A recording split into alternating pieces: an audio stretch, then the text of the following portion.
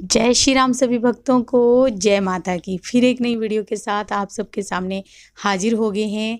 और जो है आज की जो हमारी वीडियो है इसमें आप बताइए कि जैसे कि घर में आवाज़ें आती हैं, ऐसा लगता है कि छत पर जो है कोई ज़्यादा धम धम की आवाज़ से चल रहा है, या फिर घर के गेट पे हमें कोई बुला रहा है, या बाहर कोई आवाज़ें लगा रहा है। उसका क्या कारण होता है, क्या चीज़ें होती हैं, कैसे जाने, क्या संकेत हैं ये। तो अंत तक बने रहिए, तभी आपको सारी वीडियो समझ में आती है। अगर वीडियो अच्छी लगती है तो लाइक करें, शेयर करें, कमेंट करें। और अगर आप हमारे चैनल पे पहली बार ही देख रहे हैं तो चैनल को भी ज़रूर सब्सक्राइब करें, साथ में बेल आइकन है उसको प्रेस करें, ताकि आने वाली हर एक वीडियो की नोटिफिकेशन सबसे पहले ही आपके फ़ोन में पहुंच जाए। चलिए शुरू करते हैं आज की वीडियो। जय श्री राम जी। जय श्री राम, जय श्री बालाजी महाराज। बाबा की असीम कृपा आपके परिवार पर सदैव बनी रहे और मेरी माई जगत जननी माँ भवानी अम्ब की कृपा आपके घर में अन्नपूर्णा रूप में वास करे। क्या होता है कि कई बार अगर हमारे साथ इस प्रकार की घटनाएं हो रही हैं और हम इस घटनाओं से बहुत ही एकदम हैरान हो जाते हैं कि जब छत पे जाते हैं या कहीं बाहर जाते हैं, जैसे कि दरवाज़ा कई बार खड़क जाना, घर में बार बार दरवाजे खड़कते हैं, रात्रि को दरवाजे खड़क रहे हैं, एक बार नहीं कई बार इस प्रकार के कार्य हो रहे हैं। और फिर छत पर एकदम धम धम की आवाज़ें आना, पायल की आवाज़ें सुनाई देना, या किसी भी प्रकार की ऐसा लगना जैसे कि कोई बुला रहा है, कोई ऐसा आपको लगना कि आपके कानों में कोई चीखे की आवाज़ें आ रही हैं। तो ये, और दूसरी एक बात और भी है कि आपको ऐसा लगता है कि जैसे आपके शरीर पर कोई छू रहा है। कई बार आपको ये महसूस होता है कि शरीर के ऊपर कोई ऐसा आपको महसूस हो रहा है कि वो छू रहा है, और आप अचानक देखते हो कि आपको कुछ महसूस नहीं होता। शरीर के पीछे कोई ऐसा लगता है कि जैसे कोई साथ में चल रहा है, ये परछाइयाँ हो रही हैं। ये जो सारा जो मैं आपको बता रहा हूँ, क्योंकि ऐसी प्रकार के केस हमारे पास आते हैं, हमें पता है। ऐसा ही एक केस मेरे पास कनाडा से है, वो सरदार जी परविंदर सिंह जी हैं। तो वो कनाडा में वो रहते हैं, अम्बाला साइड से हैं, वो कनाडा गए हुए हैं। उनके घर में इस प्रकार के विचित्र कार्य काफ़ी लंबे समय से चल रहे थे। जब भी वो घर में मान लो अपना पत्नी के साथ खाना खाते, तो जैसा ऐसे लगता जैसे कि कोई लकड़ी के दरवाज़ों पे खुरच रहा है, कोई बार बार हाथ फेर रहा है, ऐसे कोई ऐसे छेड़ रहा है, ऐसे उनको महसूस होता। उन्होंने कई बार देखा कि कुछ नहीं है, बाहर जाके देखते तो कुछ भी नहीं होता था। और जब भी वो खाना खाते तो उनका कारण उन्हें पता नहीं लगा कि ऐसा क्यों हो रहा है।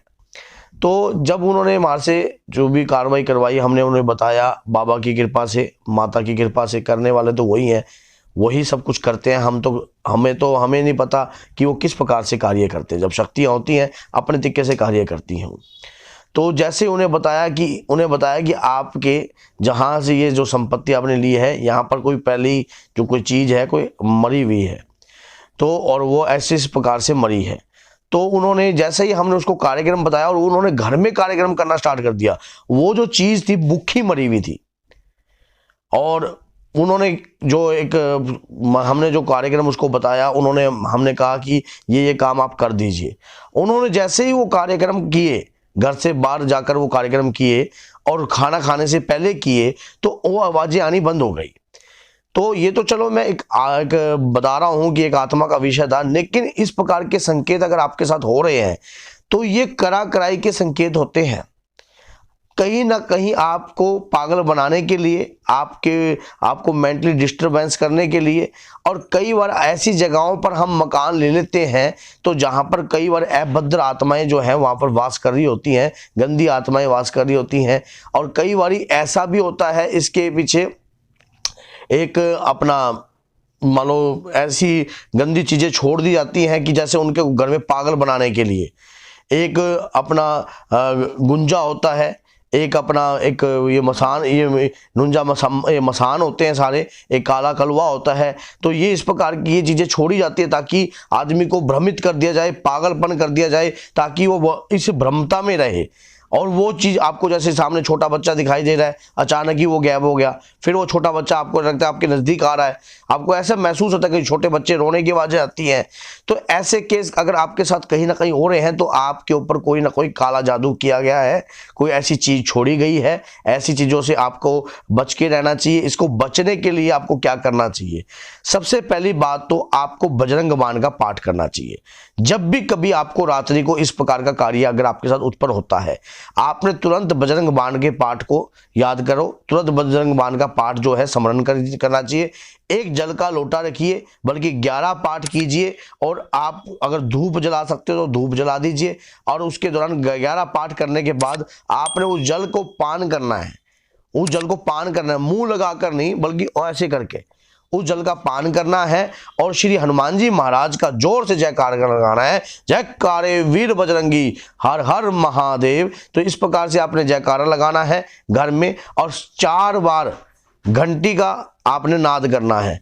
जो घंटी है, घंटी ले आना, आपने घंटी का नाद करना है। आप देखना, ये करने के बाद तुरंत आपको वो जो आवाज है वो उस समय बंद हो जाएगी, अगर जब आप ये कार्य नंद घंटी का नाद करने लग जाओगे।